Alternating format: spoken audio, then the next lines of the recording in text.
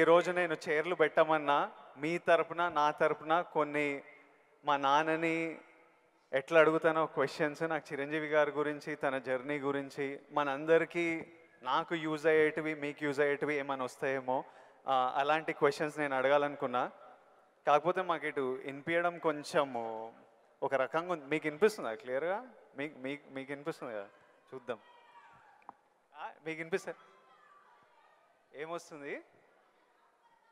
ఓ సూపర్గా వినిపిస్తుందా? చాలా super.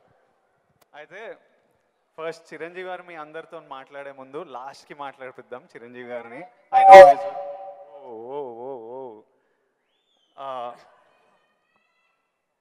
First of all Chiranjeevi గారు, we all love you. And అరే చిరంజీవి గారికి పద్మవిభూషణ్ వచ్చింది, అందరూ వేసుకోండి. ఫస్ట్ ఆఫ్ ఆల్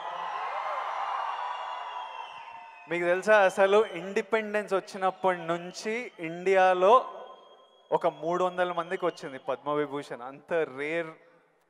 అంత రేర్ అవార్డ్ అది చిరంజీవి గారికి మన తెలుగు స్టేట్స్ నుంచి వచ్చింది. మనం అందరం చాలా గర్వంగా ఫీల్ అవుతున్నాము. సో చిరంజీవి గారికి చప్పట్లు అందరికి. First of all let's celebrate. Thank you Vijay. ఇప్పుడు చిరంజీవి గారు నేను క్వశ్చన్లకు వచ్చేస్తా. నాకు చాలా డౌట్లు ఉన్నాయి. ఫస్ట్ ఆఫ్ ఆల్ అంటే నేను మీ ఏవి చూస్తున్నప్పుడు మా అందరికీ మీ జర్నీ తెలుసు. ఆ జర్నీ చూసినప్పుడల్లా మళ్ళీ లోపల ఎమోషన్ కలుగుతుంటుంది. ఇప్పుడు నేను ఈరోజు ఇక్కడ ఉంటానని నేను ఎప్పుడు అనుకోలేదు. ఫర్ ఎగ్జాంపుల్ మా నాన్న మిమ్మల్ని ఫస్ట్ టైం షేర్ చేసినప్పుడు మా నాన్న కన్నీళ్ళు వచ్చేసినాయి. ఎందుకంటే మిమ్మల్ని స్క్రీన్ మీద చూసి ప్రేమించి అదొక ఎమోషన్. ఎస్పెషలీ ఆ టైమ్స్లో అదొక విపరీతమైన ఎమోషన్. అలాంటిది మా కొడుకు వల్ల నేను చిరంజీవి గారితో స్టేజ్ మీద ఉన్నా, నన్ను కౌగిలించుకుంటున్నారు అన్నది ఇంటికి వచ్చిన తర్వాత కూర్చొని మాట్లాడుకునే ఎన్నో రోజుల మొన్నటి వరకు కూడా మాట్లాడుకునే ఇన్సిడెంట్ అది. అంత స్ట్రాంగ్ ఎమోషన్. సో నాకు తెలియదు, మా నాన్నకు తెలియదు మేము ఈరోజు ఇక్కడ ఉంటామని. మీరు ఎప్పుడన్నా ఊహించారా ఈరోజు మీరు మెగాస్టార్ చిరంజీవి అవుతారని? మీకు ఈ పద్మభూషణ్ పద్మవిభూషణ్ ఇంత గుర్తింపు ఇంత ప్రేమ అవుతారని మీరు ఎప్పుడన్నా మీరు యంగ్ ఉన్నప్పుడు ఎలా ఆలోచించేవారు? ఎప్పుడన్నా ఊహించారా? ఇది నా ఫస్ట్ డౌట్. ఆ ఊహ ఒకే రోజు మొదలవలేదు. నా ఇంట్రెస్ట్ నేను అలా పెంచి పోషించుకుంటూ వెళ్ళే తరుణంలో నాకు కొన్ని విజువల్స్ అనేది నాకు కనపడుతూ ఉండేవి, ఊహించుకుంటుండేవాడిని. దానికి కారణం బహుశా నాకు చిన్నప్పుడు ఏర్పడిన చిన్న తారసపడినటువంటి చిన్న ఇన్సిడెంట్స్. నేను 10th క్లాస్లోను డిగ్రీల్లోనూ డ్రామాలు వేసినప్పుడు, కాలేజీ బెస్ట్ యాక్టర్ వచ్చినప్పుడు, స్కూల్ బెస్ట్ యాక్టర్ వచ్చినప్పుడు నేను నడుచుకుంటూ వెళ్తుంటే అందరూ ఇతనే ఆ సినిమాలో ఆ కథలు అవి ఆ నాటికలో చేసింది అది అని అందరూ పొగుడుతుంటే మొత్తం చాలా గర్వంగా ఉండేది. అది రుచి మరిగే నేను ఆ రకంగా నా మైండ్ సెట్ లేదా ఒక బీజం లాంటిది నాకు ఆ క్షణానే పడింది అనుకుంటాను నేను నటుడు అవ్వాలని. ఒక నటుడైతే ఇంతమంది అటెన్షన్ ఉంటుందా? మన కాలేజీ ఫస్ట్ వచ్చినా సరే ఇంతమంది మన ఇంకా చూడరే, అలాంటిది నటుడు అయితే సెలబ్రిటీ అయితే ఇంత ఇదిగా ఉంటుందా అన్నది అక్కడి నుంచి దాన్ని నర్చర్ చేసుకుంటూ పెంచి పోషించుకుంటూ అలా వచ్చిన అవకాశాలను సద్వినియోగం చేసుకుంటూ ఆల్వేస్ నా దృష్టి ఏంటంటే నేను ఏదో నడుచుకుంటూ వెళ్తుంటే కొన్ని 100 మంది 1000 మంది నన్ను చూస్తారు, చూడాలి అంటూ అలా day after day year after year పెరుగుతూ వచ్చినమాట వాస్తవం. సినిమాల్లోనే రాణించాలి, సినిమాల్లోనే ఉండాలి అంటూ నా ఇష్టదైవమైన ఆ ఆంజనేయ స్వామిని నేను స్మరించుకుంటూ ఆయనతో సంభాషించుకుంటూ ఆయనతోటి బేరసారాలు ఆడుతూ నువ్వు నన్ను ఆ పొజిషన్ తీసుకెళ్తే నేను నీ కోసం ఈ త్యాగాలు చేస్తాను, నీ కోసం ఇంత క్రమశిక్షణతో ఉంటాను, నన్ను ఆ పొజిషన్ తీసుకువెళ్ళు అంటూ నిరంతరం ఆయనతో ఇంటరాక్ట్ అవుతూనే వచ్చేవాడిని. దేవుడు అనేవాడు ఉన్నాడా లేడా అనే దాని గురించి కానీ దేవుని నమ్మకం అనేది పక్కన పెడితే దేవుడు అనేది నథింగ్ బట్ ఈ ప్రకృతి. దేవుడు is nothing but our inner consciousness, అంతరాత్మగా నువ్వు ఏదైతే ఫీడ్ చేస్తావో, ఏదైతే సో చేసుకుంటూ నర్చర్ చేస్తూ నీళ్లు పోసుకుంటూ పెంచి పోషించుకుంటావో, one day you have to attain that, you have to reach that goal. అదే ఈరోజు జరిగింది. ఇప్పుడు మీరు కాబట్టి నీకు షార్ట్ ఆన్సర్, ఎస్, ఊహించాను, ఈ పొజిషన్ రావాలని ఊహించాను, అందుకే వచ్చాను.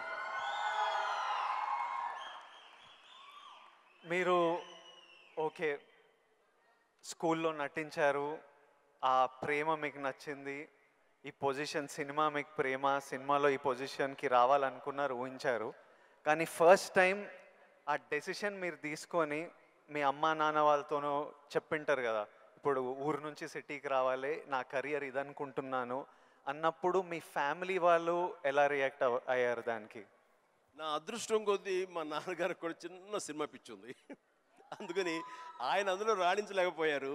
కానీ కొడుకు వెళ్తానంటే ఆయనకి ఇష్టమే, కానీ ఏమో అక్కడ పరిస్థితులు ఎలా ఉంటాయో, ప్రతికూల పరిస్థితులు ఏముంటాయో, తను రాణించగలడా లేదా అన్నది నాకున్నంత నమ్మకం నాన్నగారికి లేక సంశయించారు.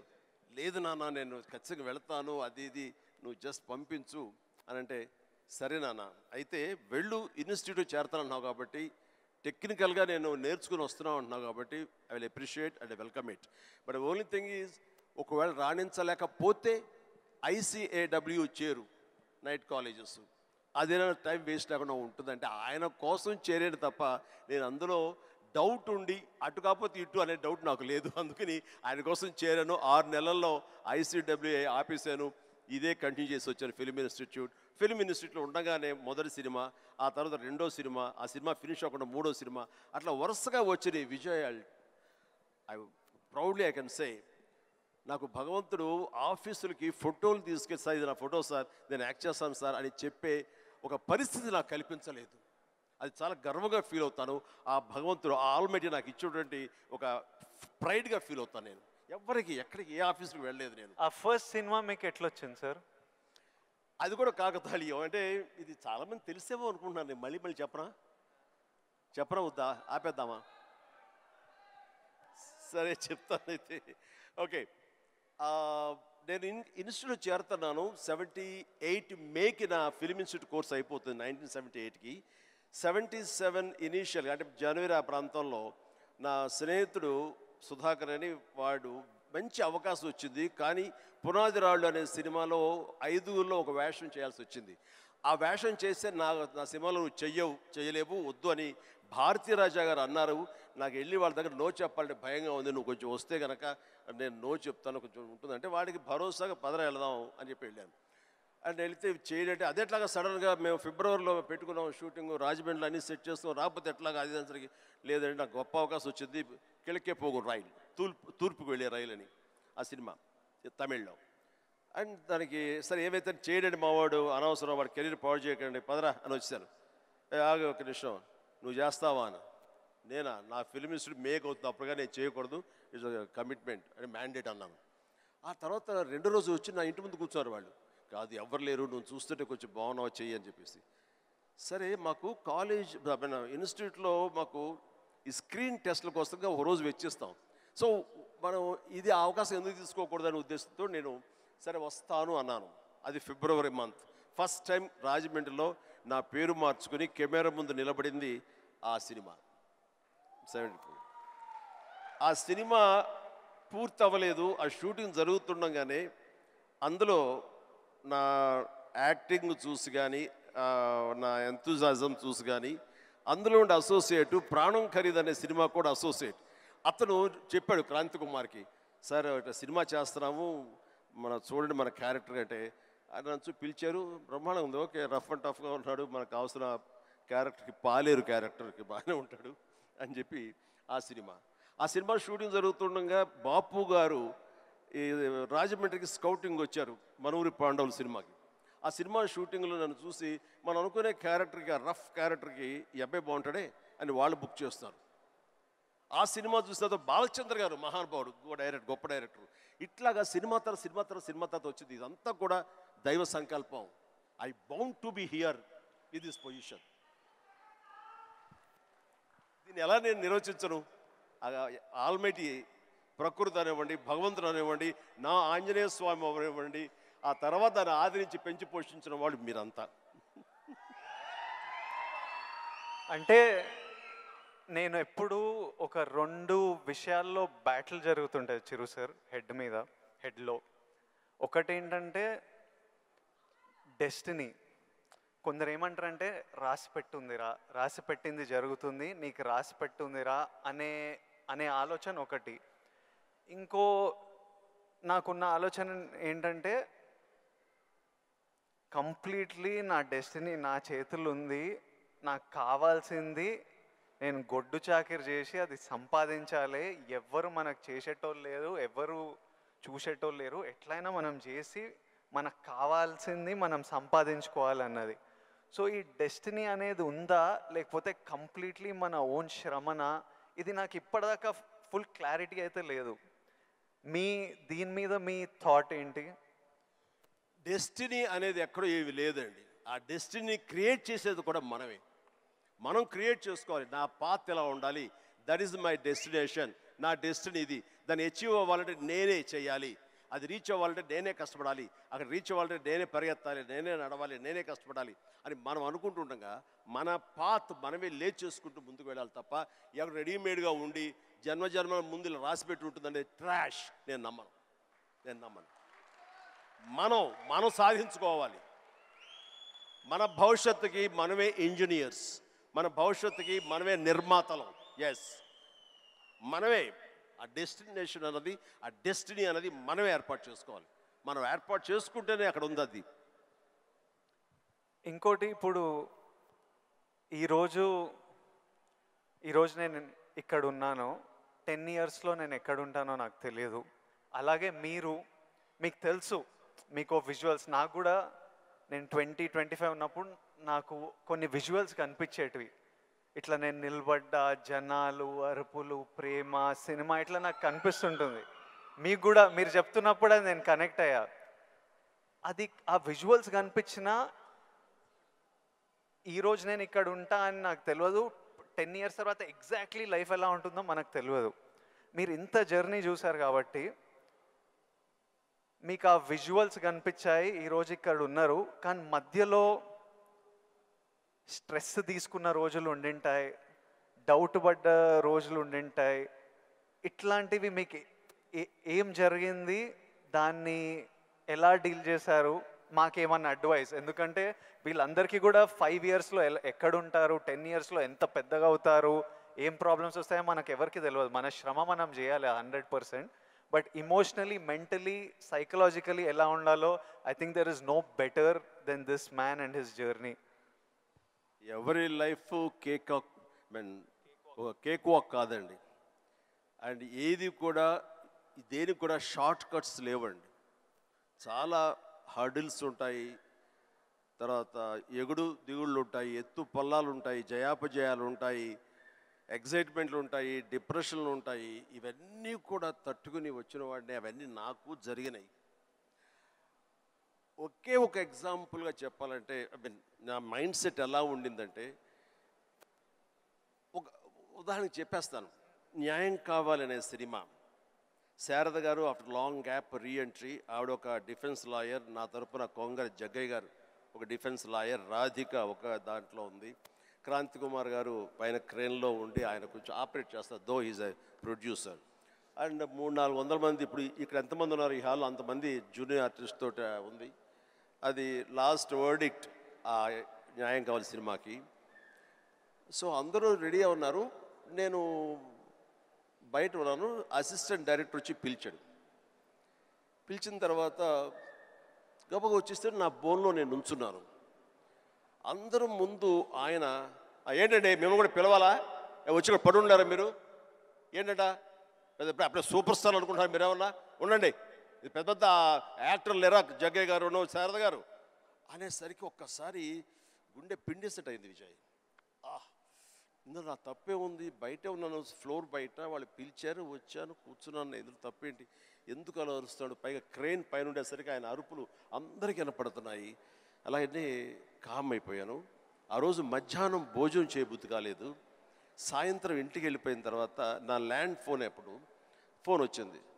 నేనే క్రాంతి కుమార్ని మాట్లాడుతున్నాను. చెప్పండి సార్. ఏం లేదు, శారద జ్ఞాపక శక్తి లేకో ఏమో తెలియదు, ఫిల్మ్ తినేస్తుంది. అప్పట్లో కోట 400 లేదా 500 అడుగులు మాత్రమే ఇచ్చేవాళ్ళు రోజుకి. ఆయన స్ట్రెస్లో ఆయన ఉన్నాడు. ఆయన కోపాన్ని దాన్ని నా మీద చూపించుకున్నాడు. బట్ అది కాదు నన్ను ఎంత నిర్వీర్యం చేస్తుంది, ఎంత డిప్రెస్ చేస్తుంది, ఇంతమంది ముందు నేను ఎంత అవమానానికి గురవుతాను అనుకున్నాను. కానీ ఆయన అన్న మాటలు, అవమానం అన్నీ పక్కన పెట్టి ఒక్క మాట మాత్రం నా మైండ్లో ఉండిపోయింది. అప్పుడు మీరు సూపర్ స్టార్ అనుకుంటున్నారా అని. ఎస్, అయి చూపిస్తా. ఆ ఒక్క ముక్క మాత్రం నా మైండ్లో, నా మదిలో ఉండిపోయింది. కసి పెరిగింది. ఈ అవమానాన్ని, దాన్ని ఆయన మీద రెవెంజ్ తీర్చుకునే కంటే కూడాను దాన్ని నేను ఎదుగుదలకు నా స్టెప్స్గా నేను వాడుకున్నాను. ఇది వాస్తవం విజయ్. ఇలాంటివి చాలా జరిగినాయి. నా అవమానాలను కూడా నాకు అనుకూలంగా మార్చుకున్నాను. అందుకని నా ఎవరి మీద ద్వేషం లేదు. ఎవరు ఏమన్నా సరే, ఏ అవాకులు చవాకులు పేలినా సరే ఇలా కూర్చొని నవ్వుకుంటూ ఉంటాను. సార్, ఎందుకంటే ఎంత హార్డ్వేర్ వచ్చాడు నాకు మాత్రమే తెలుసు. అంత హార్డ్వేర్ వచ్చాడు నాకు ఇవన్నీ తట్టుకో నా దాకా రాదు. That's it. ఇప్పుడు మీరు కూర్చొని మీ రీల్ పడుతుంటే ఇంద్రాలో మీరు చూసింటారు, చూడాలనిలో మిమ్మల్ని మీరు చూసినప్పుడు మీకు ఏమనిపిస్తుంటుంది సార్? ఇప్పుడు ఇంద్రాలో షోరీల్లో మీరు చేసిన, ఇప్పుడు 25 years నుంచి లాస్ట్ 25-30 yearsలో మీ సినిమాలన్నీ డిఫరెంట్ ఏజ్ గ్రూప్లో మీ మెంటాలిటీ డిఫరెంట్గా ఉండింటుంది. అప్పుడు మీ ఇమోషన్స్, మీ స్ట్రగుల్స్ డిఫరెంట్గా ఉండింటాయి. మీ టెన్షన్లు ఏదో సినిమాకి, ఇప్పుడు నాకు ఈరోజు ఫ్యామిలీ స్టార్ రిలీజ్ అవుతుంది. నా షోరీలు ఎప్పుడైనా వేసినప్పుడు నాకు ఎవడే సుబ్రహ్మణ్యంది పడుతుంటే ఆర్ పెళ్లి చూపులది పడుతుంటే నాకు సడన్గా ఆ రోజు నేను ఎంత భయపడుతున్నా నాకు గుర్తొస్తుంటుంది. అంత భయపడాల్సిన అవసరం లేకుండానే అని ఇప్పుడు అనిపిస్తుంది. కానీ ఆ రోజు ఎవరైనా వచ్చి చూస్తారా సినిమా, మన ఫ్యూచర్ ఏంటి, ఆ ఫస్ట్ సినిమాలు ఉంటాయి కదా. కొన్ని సినిమాలు చూసినప్పుడు అర్జున్ రెడ్డి అప్పుడు చూసినప్పుడు అప్పుడు ఎంత ర్యాష్గా ఉండేవాడిని, యంగ్ ఉండేవాడిని, మన జుట్టు వేరేలా ఉంటుంది, మన బాడీ వేరేలా ఉంటుంది, మన ఫీచర్స్ వేరేలా ఉంటాయి. మమ్మల్ని మనం చూసుకున్నప్పుడే ఒకలాగా విచిత్రంగా అనిపిస్తుంటుంది, ఇమోషన్స్ వస్తుంటాయి. అలాంటిది మీరు ఇవన్నీ iconic films, for example Indra అయితే మేమంతా అసలు mad about Indra. Most of your films మీకేమనిపిస్తుంటుంది మీరు చూసినప్పుడు? నాకు పెద్ద తేడా ఏం లేదు. ఇప్పుడు మ్యూజిక్ వేసి వేడం బిట్ ఏమంటే వేస్తాను. ఇప్పుడు అప్పట్లో అలా వేశారు, ఇప్పుడు చూస్తుంటే ఇప్పట్లో అప్పట్లో ఆ రెండు నాకు ఇష్టం లేని పదాలు. ఎందుకంటే అప్పట్లో అన్నావంటే ఇప్పట్లో నువ్వేమి లేనట్టే అని నాకు అస్సలు అస్సలు కాదు. ఇప్పుడు ఇంకెక్కడో ఉన్నారు. అప్పట్లో కదా అని అనుకోను నేను ఇప్పుడేంటి, ఇప్పుడేం డెలివరీ చేయగలను, ఇప్పుడేం ఇవ్వగలను అనేది నా ఆలోచన. అలాగే ఉంటుంది. ఇప్పుడు మీరు అన్నట్లు ఇందాక షోరీలు చూస్తుంటే వైనా వేస్తాను ఇప్పుడు కావాలంటే అనిపిస్తుంటుంది. దానికి కావాల్సిన ఉంటుంది. అంటే ఫిజికల్గా అప్పుడంత యాక్టివ్గా ఉంటామా లేదా అనే దాని మీద మనది మభ్య పెట్టుకోకూడదు. కానీ బట్ మిగతా ఎనర్జీ కానీ, జోష్ కానీ, అదే హుషారు, అదే రక్తం, అదే తీరు అంటే మాత్రం ఏం తేడా లేదు. అది ఎప్పుడు. కానీ ఒకటి మీరు అన్నట్లుగా నేను అర్జున్ రెడ్డిలో చూస్తుంటే ఆ రోజు నా కాన్ఫిడెన్స్, నేను నా హెయిర్ స్టైల్, నా పొగరు, ఇవన్నీ చూస్తుంటే అవన్నీ మీ పెట్టుబడులు. అది మీ క్యారెక్టరైజేషన్. నా ఉద్దేశం, నా సలహా ఏంటంటే ఎప్పుడు వాటిని వదులుకోకండి. అవన్నీ కూడా మీకు మీ క్యారెక్టర్ నిలబెట్టేటటువంటి మీ చుట్టూ ఉండే కంచు కోటలు అవి. దాని నుంచి ఎప్పుడు షార్ట్ అవడం కానీ దాన్ని అలా ఉండదు. ఎప్పుడు అదే పొగరుతో ఉండండి, అదే యాటిట్యూడ్తో ఉండండి. You will be loved by many millions of the people. అది మీ ఎసెట్. అది ప్రతి వాళ్ళకు ఒక ఎసెట్ ఉంటుంది. నేను తల్లగా అరే ఏమో దొబ్బుతున్నారు ఏంట్రా బాబు అన్నానుకో, ఆ డైలాగ్ నాకు అతకదు, నీకు అతుకుతుంది, నేను లైక్ చేస్తాను అట్లా. అందుకని మన దగ్గర ఏవే ప్లస్ పాయింట్స్ ఉంటాయో వాటిల్లోనే మనం ఓన్ చేసుకోవాలి, వాటితోనే మనం ఇంటరాక్ట్ అవ్వాలి, వాటితోనే మనం అట్రాక్ట్ చేసుకోగలగాలి. అందుకనే అవి మీ అసెట్స్ ఏమున్నాయో అది ముందు గుర్తించాలి. ఏ క్వాలిటీస్ అయితే ప్రజలు, ప్రేక్షకులు, ముఖ్యంగా మీ అమ్మాయిలు లైక్ చేస్తున్నారో దాన్ని మాత్రం వదులుకోవద్దు అంటారు. వదులుకోవద్దు. Please do it. Thank you sir. ఇంకొకటి మన ఇన్ఫ్లుయెన్సర్స్ తరపున ఇప్పుడు మనం రిలీజ్కి ఎట్లా స్ట్రెస్, మొన్న చాలామందితో మాట్లాడుతుండే, మనం రిలీజ్కి ఎట్లా ఫీల్ అవుతామో, సినిమా మంచిగా ఆడాలి, మంచిగా ఆడకపోతే మనకు ఎనర్జీ పోతుంది కొన్ని రోజులు. వాళ్ళకు మనకి ఇయర్లీ 1-2 ఉంటే వాళ్ళు రోజు ఒక రీల్ పెడుతుంటారు, రోజు ఒక వీడియో పెడుతుంటారు, ఆర్ వీక్లీ పెడుతుంటారు. పెట్టిన ప్రతిసారి వాళ్ళకి ఆ రీల్ ఎంత రీచ్ అయింది, ఎంతమంది చూశారు, ఎన్ని లైక్లు వచ్చాయి, వీటి మీద చాలా స్ట్రెస్ పడుతుంటారు. మళ్ళీ మనకు హా? మళ్ళీ మనకు క్రిటిసిజం వచ్చినట్టు వాళ్ళకి క్రిటిసిజం వస్తుంటుంది. సో నన్ను అడుగుతున్నారు, మీరు ఎలా డీల్ చేస్తారు ఈ క్రిటిసిజంతో? మనకు సినిమా నడవనప్పుడు ఇష్టం వచ్చినట్టు అందరు మాట్లాడుతుంటారు, అది పార్ట్ ఆఫ్ లైఫ్. వాళ్ళకి ఇంకా మీరు వచ్చినప్పుడు ఇది ఇంకోటి, మీరు వచ్చినప్పుడు ఇట్లా సోషల్ మీడియా ఇలాంటివి లేవు. అప్పుడు క్రిటిసిజం, ఈరోజు క్రిటిసిజం, ట్రోలింగ్ ఇవన్నీ ఇట్లా అంటుంటాం. ఆ రోజు మీకేముండేవి ఆ టైంలో, అండ్ దాన్ని మీరు ఎలా డీల్ చేసేవారు? విజయ్, దీనికి కూడా నాకు జరిగిన ఒక సంఘటన చెప్తాను. గ్రోయింగ్ స్టేజ్లో, సరిగ్గా మీరు అందరూ వినాలి, గ్రోయింగ్ స్టేజ్లో మనం చాలా వల్నరబుల్గా ఉంటాం, బిక్కుమంటూ ఉంటాం, రాణిస్తామా రాణించమా అనే సమయంలో. ఇలాంటి సమయంలో మనం ఎప్పుడు కూడాను పాజిటివ్ అట్మాస్ఫియర్ ఉన్న చోట మాత్రమే ఉండాలి. అది ఏర్పరచుకోవటం మన చేతుల్లో ఉంది. నేను ఇంకా సినిమాలు స్టార్ట్ అవ్వలేదు, పాండీ బజార్, టీ నగర్, మెడ్రాస్, అక్కడ ఒక ఏరియా ఉంటుంది. అక్కడ చాలామంది సరదాగా ఈవినింగ్ కబుర్లు చెప్పుకోవడానికి వస్తారు. వచ్చినప్పుడు వాళ్ళ దగ్గర నేను సరదాగా వెళ్తే ఒక ఫ్రెండ్ తీసుకెళ్ళాడు, రా సరదా కూర్చొని ఒక టీ తాగి వచ్చేద్దామని. ఏంట్రా మీ ఫ్రెండా, ఎవరు, ఏం పేరు? శివశంకర్ వరప్రసాద్ అండి. ఆహా, ఓకే. ఏంటి సినిమాలో వేషాలు వేద్దామనా? అవునండి. అబ్బో ఏ వేషాలు అంటే, అవకాశం ఉంటే హీరోగా చేద్దామని. రే ఇట్లారా, వీడు ఎంత అందంగా ఉన్నాడు చూడు, వాడు ఫోక్లోర్ ఫేస్, ఎంత చక్కటి ముక్కు ఎక్కువ, వాడికే దిక్కుద్ది వాడు లేదు, ఈయన హీరో అయిపోతాడట. అరే బాబు, మేమంతా అదే పరిస్థితి రా, చాలే అన్నాడు. ఎందుకు హుషారుగా వెళ్ళిన వాడిని తిరిగి ఎంతో నిస్సారంగా డల్ అయిపోయి రూమ్కి వచ్చాను. వచ్చిన వాడిని ఎందుకు వెళ్ళానా అక్కడికి అని, నేను ఏ వ్యక్తిత్వ వికాస్ పుస్తకాలు చదవలేదు, ఏ గురువులు లేరు, ఏ సద్గురువులు లేరు, నాకు ఎవ్వరూ లేరు. ఆ టైంలో నా ఆంజనేయ స్వామి నేను ఇంటరాక్ట్ అవుతాను, చేసుకుంటాను, నా బాధలు ఆయనతో చెప్తాను, ఆయన నాకు సమాధానం చెప్పినట్లుగా నాకు అనిపిస్తుంది, ఆ సూచనలు తీసుకుంటాను, తద్వారా అలాగే నేను వెళుతూ ఉంటాను. నేను ఎవరు వెళ్ళమన్నారు అక్కడికి? వాళ్ళందరూ దిక్కుమాలి ఎదవలు కదా, ఫ్రస్ట్రేటెడ్ పీపుల్. అక్కడికి వెళ్తే నీకు ఉత్సాహం వచ్చేస్తాను అనుకుంటావా? మన ఇద్దరం కూర్చున్నాం కదా, మన ఇద్దరు సరదాగా మాట్లాడుకుంటున్నాం కదా, నేను ఎంకరేజ్ చేస్తున్నాను కదా, ఎవడెళ్ళమన్నాడు రా అని. అవును స్వామి, తప్పైపోయింది, నేను వెళ్ళకూడదు, చిచ్చి చాలు. ఆ క్షణం నుంచి, ఇది I'm talking about 1977 somewhere mid, ఆ రోజు నుంచి మళ్ళీ పాండీ బజార్ వైపు నేను వెళ్ళలేదు. మనం నెగిటివిటీ ఉన్న చోటకు వెళితే, మనం కన్సాలిడేట్ అవుతాం, వెళితే కనుక మనం షార్టర్ అయిపోతాం. దీనికి బెస్ట్ ఎగ్జాంపుల్ అందరికీ తెలిసేలాగా చెప్పండి విజయ్, మనం స్లాబ్ వేస్తే ఆ రోజు వర్షం పడకూడదని అందరం కోరుకుంటాం, చాలామంది తెలుసు. వర్షం చుక్క ఒక్కటి పడితే ఆ రోజున మొత్తం స్లాబ్ అంతా మళ్ళీ వేయాల్సి వస్తుంది, మొత్తం నిరుపయోగం అయిపోతుంది. బట్ ఆరిన తర్వాత 2 days అయిన తర్వాత అదే నీరు క్యూరింగ్ కోసంగా మళ్ళీ వాడుకుంటుంటారు. అంటే ఇంట్లో మహిళలకు తెలియాలంటే పెరుగు తోడు పెడతామండి. ఆ పెరుగు తోడుకున్న సమయంలో ఒక చిన్న నిమ్మకాయ ఇంత ఉప్పు పడింది అనుకోండి, మొత్తం విరిగిపోతుంది. అదే తోడుకున్న తర్వాత అదే ఉప్పు అదే నిమ్మకాయ పిండుకుంటే ఆ రుచే వేరు. నేను అలా అనుకుని నాకున్న ప్రతికూలాలని నా అనుకూలంగా నేను మార్చుకోవడం మూలంగా నాకు ఇంత మానసిక ధైర్యం వచ్చింది. నేను ఎప్పుడు అది అట్రిబ్యూట్ టు మై ఐడల్, నా భగవంతుడికి చూస్తుంటాను. ఈరోజు చాలామంది అనొచ్చు, లేకపోతే నేను నమ్ముతాను దాన్ని, దేవుడు అనేవాడు లేడు, దేవుడు అనేవాడు nothing but inner consciousness. But అది చిన్నపిల్లలకి చెప్పకూడదు, చిన్నపిల్లలకి చెప్తే కన్ఫ్యూజ్ అయిపోతారు.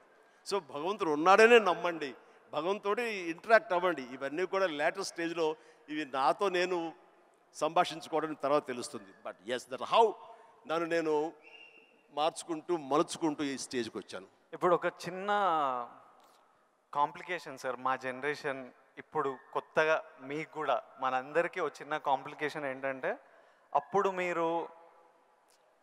వీళ్ళు ఫ్రస్ట్రేటెడ్ వాళ్ళు పాండీ బజార్లో కూర్చున్నారు, అక్కడ వెళ్ళొద్దు, నెగిటివిటీ నుంచి దూరంగా ఉండాలి, మనం ఎందుకు అక్కడ వెళ్ళాలని దూరంగా ఉండి మీ పని మీద మీరు ఫోకస్ చేశారు. ఇప్పుడు ఇంటర్నెట్ వచ్చేసరికి మనం ఎక్కడ పోవక్కర్లే, మనం పాండి బజార్ వెళ్ళకపోయినా వాళ్ళు ప్రతి దగ్గర చుట్టుపక్కల అందరికీ ఉంటారు. వాళ్ళ వీడియో వాళ్ళు చేసుకుంటే కింద ఎవడో వచ్చి వేస్తూనే ఉంటారు. ఇప్పుడు దీన్ని ఈ జనరేషన్ ఎట్లా డీల్ చేయాలి? ఇప్పుడు కొత్త కొత్త రకాల ప్రాబ్లం వస్తున్నాయి ప్రతి ఇయర్.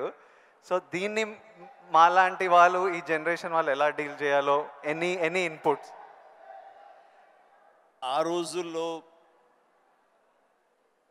మాకు ఇలాంటి సోషల్ మీడియా ఇది లేక ఏదైనా సరే అంతర్మదనంలోంచి పుట్టుకొచ్చేటువంటి ఆ రిజల్ట్, ఆ నవనీతం అంటామో ఏమంటామో క్రీమ్ అంటామో, అదే మమ్మల్ని ముందు నడిపిస్తుంది. కానీ ఈ రోజున ఎవరికి ఏ డౌట్ వచ్చినా వచ్చినా అబండెంట్ ఇన్ఫర్మేషన్ ఈరోజు మన చేతిలో దొరుకుతుంది.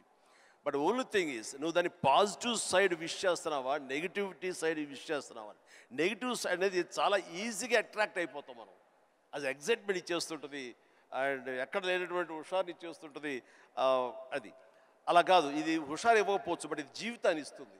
రెండిట్లో ఏది కావాలి నువ్వు కోరుకోవాలి. కోరుకుంటే రెండింటికి సంబంధించిన ఇన్ఫర్మేషన్ ఫుల్లెస్ట్గా నీ చేతిలో ఉంటుంది. ఎప్పుడు ఏ డౌట్ వచ్చా సరే ఇంకో గురువుని ఎవరు అడగక్కర్లేదు, జస్ట్ నీ ఫింగర్ టిప్స్లో నీకు ఉంటుంది. దీనికి మార్గం ఏంటి, ఎలా ఉండాలి ఏంటి అని చెప్పే గురువులు ఎంతోమంది ఉన్నారు. అందుకని నేను కూడా ఏం చేస్తుంటే జపనీస్గా వాళ్ళ సేయింగ్స్ కానివ్వండి, ఇలాంటివి కొన్ని ఉంటాయి. అవన్నీ నేను మధ్య మధ్యలో వస్తుంటే వాటిని ప్రిజర్వ్ చేసుకుంటుంటాను, అన్ని కంపెల్ చేసుకుంటూ తీరుగా ఉన్నప్పుడు వాటిని చూస్తూ ఉంటాను.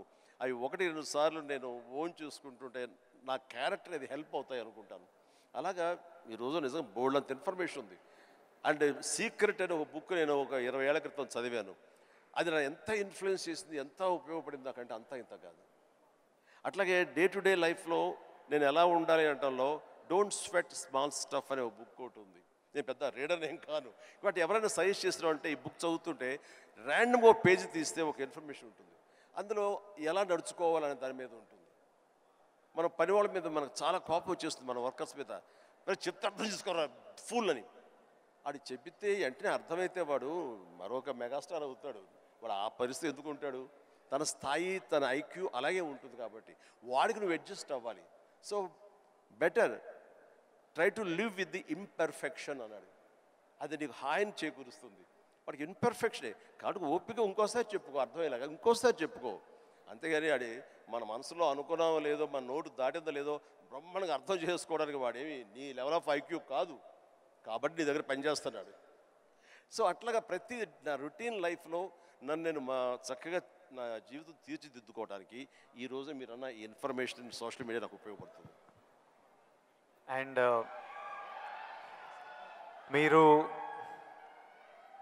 మీరు మెగాస్టార్ అవ్వకముందు మీరు కూడా ఒక మిడిల్ క్లాస్ ఫ్యామిలీ నుంచి వచ్చారు. వీళ్ళంతా మీరు ఈ సక్సెస్ చూసే ముందు all of you have come from struggling families, wanting to change your life, wanting big dreams.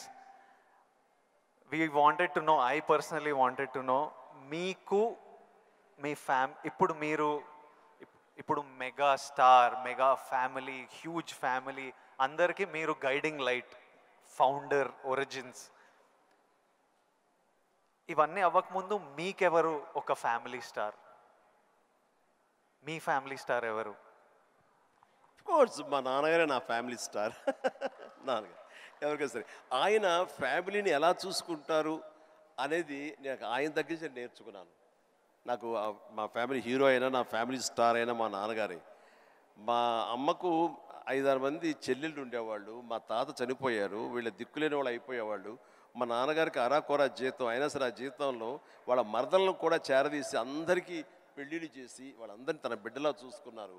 నాకు అనిపించింది ఫ్యామిలీ వాల్యూస్ కాపాడుకోవడానికి ఒక వ్యక్తి అనేవాడు నిర్ణయించుకుంటే వాళ్ళకి ఎలాంటి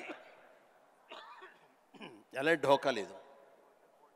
అందుకనే నేను కూడా ఫ్యామిలీస్కి ఎంత విలువిస్తాను అనేది నేను సురేఖ కలిపి ఫ్యామిలీ ఎంత ఎదిగినా, ఎవరి ఫీల్డ్లో వాళ్ళ ఎంత హైట్స్కి వెళ్ళినా ఒక్కొక్క అకేషన్లో మనందరం కలిసిగా మనం ఉండాలి. ఆ 3-4 డేస్ మనం కలిసి ఉండటం మూలంగా మళ్ళీ ఉండే ఇన్హిబిషన్స్, భేషజాలు, చిన్న అరాకొర ఉండేటువంటి మిస్అండర్స్టాండింగ్స్ ఇవన్నీ కూడా సమసిపోయి మనం ఎంతో మళ్ళీ మన బాండింగ్ చాలా స్ట్రాంగ్గా ఉంటుంది.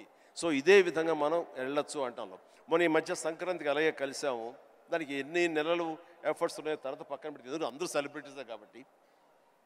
బట్ దాని రిజల్ట్ ఏంటి, అమెరికా మేము వెళ్ళినప్పుడు ఏమంటే ఆ ఫోటో చూస్తుంటే ఇంత బిజీ పీపుల్ ఇలా కలిసి సంక్రాంతి బాగా స్పెండ్ చేస్తున్నారే, మనం ఇలాగే ఉంటాము, మనం కూడా అనుకుని కలవచ్చు కదా, ఎందుకు కలవం అనేది ఆ ఫోటో మాకు ఎంత ఇన్ఫ్లుయెన్స్ చేస్తుంది, ఆ పిక్చరు ఇది మీరు ఎంత గ్రేట్ మెసేజ్ ఇచ్చారు మీరు అనేది అంటుంటే వావ్ థ్యాంక్ యూ అనుకున్నాను. మీరందరూ కలిసి సెలబ్రేట్ చేస్తుంటే మేమంతా చాలా ఎంజాయ్ చేస్తాం. మీరు దోశలు చేస్తుంటారు అందరి కోసం.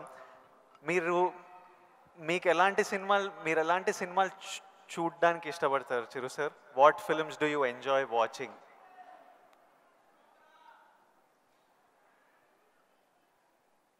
చెప్తే నవ్వుతారు వాళ్ళు, తెలియాలి మా అందరి క్యూరియాసిటీ. ఎందుకంటే మా ఇంట్లో నవ్వుతారు. అది మిక్కీ మౌస్, లార్ల్ అండ్ హార్డీ, ఇలాంటి సినిమాలన్నీ చూస్తుంటాను. అండ్ ఇది మన ఇలాంటి సినిమాలన్నీ కామెడీ సినిమాలు చూస్తుంటాను. సినిమాలుగా చూస్తే జాకీ చాన్ సినిమాలు చూస్తుంటాను, ఆ action high packed.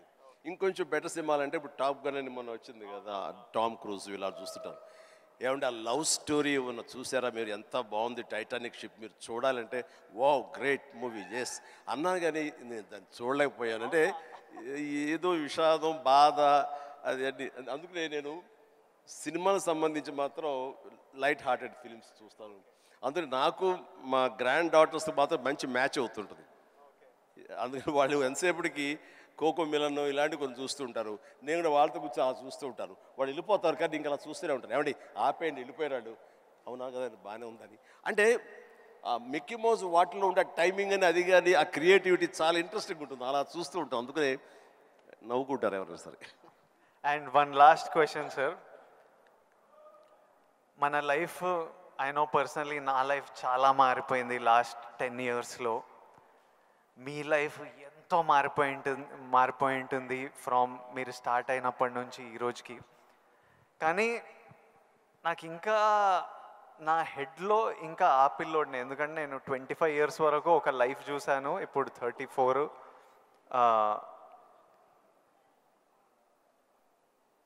I want to know,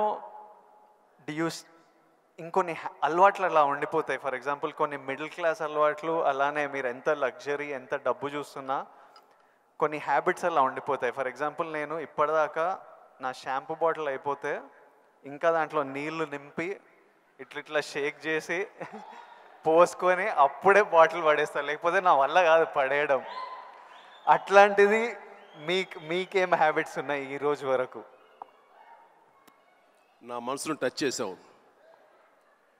నేను నా గోడు చెప్పుకుంటాను. లైట్లన్నీ ఆన్ చేసి వెళ్ళిపోతానండి, నేను మళ్ళీ వెళ్ళి అన్నీ ఆఫ్ చేసుకుంటూ వెళ్తానండి. టెల్ మీ ఒక 5 చెప్పండి ఇలాంటివి. అలాగా తర్వాత హీటర్ ఆన్ చేస్తారు, గీజరు, అంత స్నానం అయిపోతే వెళ్ళిపోతారు. నేను ఎత్తుక్కుని గీజరు ఆన్ చేస్తాను. ఇప్పుడు టెన్షన్ ఎక్కువైపోయి ఏం చేస్తారంటే నా మొబైల్లోనే మా ఇంట్లో ఉండే ఆల్ లైట్స్ ఏసీస్ ఇవన్నీ. మీరు నమ్మరు, ఇవాళ చరణ్ ఏదో బ్యాంకాక్ వెళ్ళిపోయాడు, వెళ్ళిన తర్వాత ఆవిడ ఫ్లోరు క్లోజ్ చేశారు, ఏమన్నా లైట్లు ఆన్ చేసి వెళ్ళిపోయారు ఏంటో చెప్పేసి మొబైల్ యాప్ ఓపెన్ చేసి అరే చాలా 5-6 లైట్లు ఆన్ చేస్తున్నాయి, ఎవరి కోసం ఇవి చూసుకోరు వ్యధవాలు అని చెప్పేసి మొత్తం అంతా కలిపి అన్నీ ఆఫ్ చేసుకుని వచ్చాను. దీన్ని మిడిల్ క్లాస్ మెంటాలిటీ అంటారు. ఇది అవసరం ఈ రోజున. వాటర్ కూడా ఎక్కువ ఎస్ థ్యాంక్ యూ. ఈ రోజున నువ్వు అంటున్నావు నువ్వు షాంపూ చెప్పావు కదా, నేనేం చేస్తాను చెప్పనా, అయిపోయిన సోపులన్నీ కలిపి గట్టిగా కంప్రెస్ చేసి, ఇది నిజమండి నమ్మరు, ఇది చెబితే సో ఇలా నీళ్లు పోసుకునే కుదించి ఆఖరిగా షాంపూ అది నేను వాడతాను. అందుకనే ఆయన చెప్పగానే ముందు నాకు చాలా రిలేట్ అయ్యాను నేను. సో సోప్ ముక్కలన్నీ కలిపి కంప్రెస్ చేసి అదో సోప్లాగా వాడి అది వాడతాను. అంటే ఇది మన మెంటాలిటీ అలా ఉంది, అలా చేయాలి. ఈ రోజున అలాగే వాటర్ కూడా నేను చెప్తాను, ఈ వాటర్ క్రైసిస్ రాబోతున్నందుకు ఈ మధ్య మేము బెంగళూరులో హౌస్ కట్టామండి. బెంగళూరులోనే ఎంత నీటి ఎద్దడి ఉందని మీకు అందరికీ తెలుసు. అక్కడ ఇంకుడు గుంటల్లాగా పెట్టి వాటర్ని గ్రౌండ్లో ఆ వాటర్ బెడ్స్ మెయింటైన్ చేయడం కోసం ఎవరు ప్రయత్నాలు చేయలేదు. అలాంటివి చేయాలని చెప్పేసి నేను 1 year బ్యాక్ అన్నీ ఏర్పాటు చేశాను. ఇప్పుడు ఈ మధ్య దాన్ని ట్వీట్ చేశాను, ఇలా చేశాను బెంగళూరులో నా ఇంట్లో. ఇది ప్రతి ఒక్కరు చేసే కనుక ఆ నీటి రిజర్వ్ కన్జర్వేషన్ మనం ప్రొటెక్ట్ చేసుకోవచ్చు అని చెప్పేసి చాలా అవసరం అండి ఇది. ఇలాంటివన్నీ కూడా చూసేవాళ్ళకు ఉంటుంది. రేపు పొద్దున మేము సంద కలిపి సోపు ముక్కలని మడతపెట్టి అని రాస్తారు, అది ఎగత్తాళిగా రాస్తారు. మీరు దాని నుంచి నీతిగా రాయండి, 10 మందికి ఉపయోగపడుతుంది. వాటర్ ఇంత జాగ్రత్తగా మన షాంపులు కానీ విజయ్ దేవరకొండ, చిరంజీవి లాంటి వాళ్ళు ఇలా వాడుతున్నారు. వాళ్ళు సూపర్ స్టార్స్ అయ్యి ఉండొచ్చు, లగ్జరీ లైఫ్ అయితే అయి ఉండొచ్చు.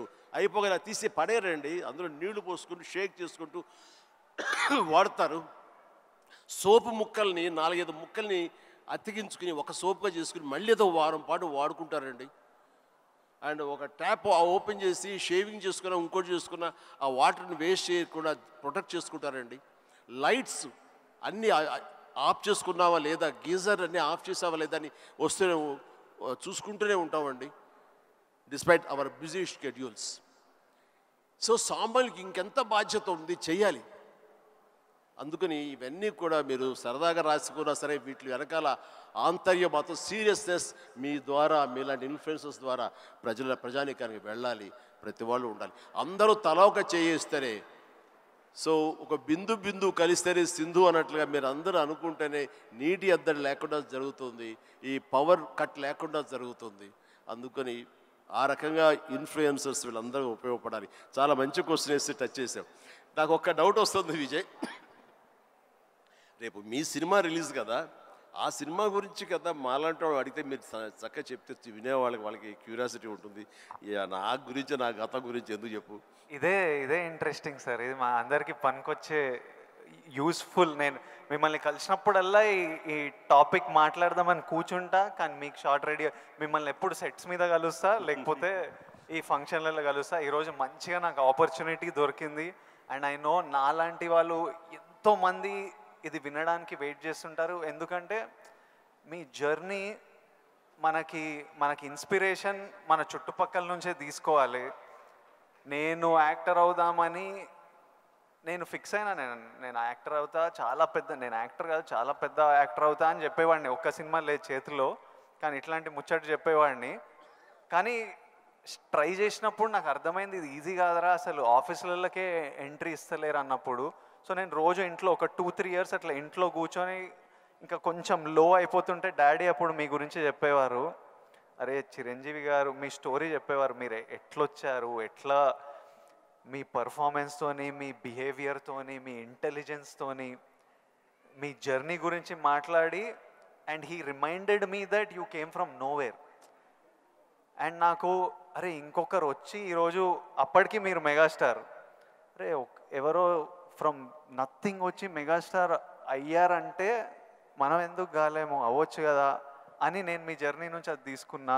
సో ఈరోజు ఈ కాన్వర్జేషన్ నుంచి ఎంతోమంది ఎన్నో డీటెయిల్స్ తీసుకుంటారు, ఎవరికో ఎలానో హెల్ప్ అవుతుంది అన్న నమ్మకం, అందుకే ఈ conversation.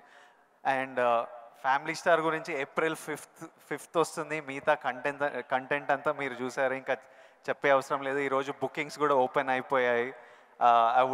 I know that Chiranjeevi గారు చూసిన తర్వాత విపరీతంగా ఎంజాయ్ చేస్తారు. చిరంజీవి గారికి గీతా గోవిందం కూడా చాలా ఇష్టం. గీతా గోవిందం చూసి మా సక్సెస్ మీట్కి వచ్చి ఎంతో ఎంజాయ్ చేశారు, కాబట్టి మా సక్సెస్ మీట్కి వచ్చి మాతో సెలబ్రేట్ చేశారు. అండ్ ఐ నో ఇది నెక్స్ట్ లెవెల్ ఆఫ్ గీతా గోవిందం ఉంటుంది కాబట్టి, చిరంజీవి గారికి హ్యూమర్ ఇష్టం కాబట్టి. ఇంకోటి చెప్పాలి మీకు, నేను సినిమాలు చేస్తుంటే ఎప్పుడు మా టీం ఒకటి ఉంటుంది, నా ఫ్రెండ్స్, నా మేనేజర్, వాళ్ళు ఎప్పుడు విజయ్ నువ్వు ఎప్పుడు ఇట్లా సీరియస్ సినిమాలు చేస్తావు, ఎప్పుడు ఏదో రియలిస్టిక్గా ఉండాలని, ఇట్లా కాదు, మేము యాజ్ ఫ్యాన్స్ మా హీరో అల్లరి చేస్తుంటే స్క్రీన్ మీద ఎంజాయ్ చేస్తాము అని నేను అర్థం చేసుకోకపోయేవాడిని. ఊరికే మీ ఎగ్జాంపుల్ ఇచ్చేవారు, చిరంజీవి గారు స్క్రీన్ మీద అల్లరి చేసి డ్యాన్స్ చేసి అట్లా మమ్మల్ని ఎంటర్టైన్ చేస్తే మేము ఎంత ఎంజాయ్ చేస్తాము అని నాకు గుర్తు చేసి మీ సినిమాలు రిలీజ్ అయినప్పుడల్లా నాకు పంపిస్తారు, ఈ చూడు. ఇప్పటిదాకా మొన్న వాల్టేర్ వీరయ్య అవి కూడా పంపిస్తూ, చూడు చిరంజీవి గారు ఇట్లా చేస్తే మేము థియేటర్లో ఎంత ఎంజాయ్ చేసామని. ఫైనల్గా అల్లరి చేసిన చిరంజీవి గారు ఈ సినిమాలో, and they are all happy, my team. So hopefully you will enjoy the film too. And finally should we surprise Chiranjeevi garu? Should we do the surprise last? దానికన్నా ఒక్క సెకండ్ ముందు we have a few more activities. Actually మీకు నేను ఉన్నానని గుర్తు చేద్దాం అనుకున్నా. So all the very best. ఎందుకంటే నాకు గీతా గోవిందం, పరశురామ్ అండ్ తన దీంట్లో నాకు చాలా ఇష్టం. అందుకని అండ్ మాకు ఒక్కొక్క సినిమా రిలీజ్ అయ్యే ముందు ఎంత ఉంటుందంటే ఈ రోజుకి ఇన్ని సినిమాలు రిలీజ్ అవుతుంటే ఫస్ట్ సినిమా రిలీజ్ అవుతుంది అంత కంగారుగా అంత ఇదిగా ఉంటుంది. సో తన హార్ట్ నేను ఇప్పుడు చూడగలను. అది 100-200 కొట్టుకుంటూ ఉంటుంది సినిమా రేపు రిలీజ్ అయ్యి పెద్ద హిట్ అయింది అనేంతవరకు. సో ప్లీజ్ మన కష్టం వృధా కాదు, డెఫినెట్లీ పెద్ద హిట్ అవుతుంది, డెఫినెట్ బాగుంటుంది. అందులో ఫ్యామిలీ మ్యాన్ అనేసరికి మన యూతే కాకుండా ఫ్యామిలీ వాళ్ళు కూడా అందరూ సినిమాకి వస్తారు. దీనికి మంచి టైటిల్ కూడా పెట్టారు. పరశురామ్ ఆఫ్ కోర్స్ కామెడీ చింపేస్తాడు, అది ఇందులో రాణిస్తా కూడా. All the very best, good luck. Please. Yes, Chiranjeevi గారిని అలాగే విజయ్ని వేదిక మీదే ఉండవలసిందిగా రిక్వెస్ట్ చేస్తూ కొంతమంది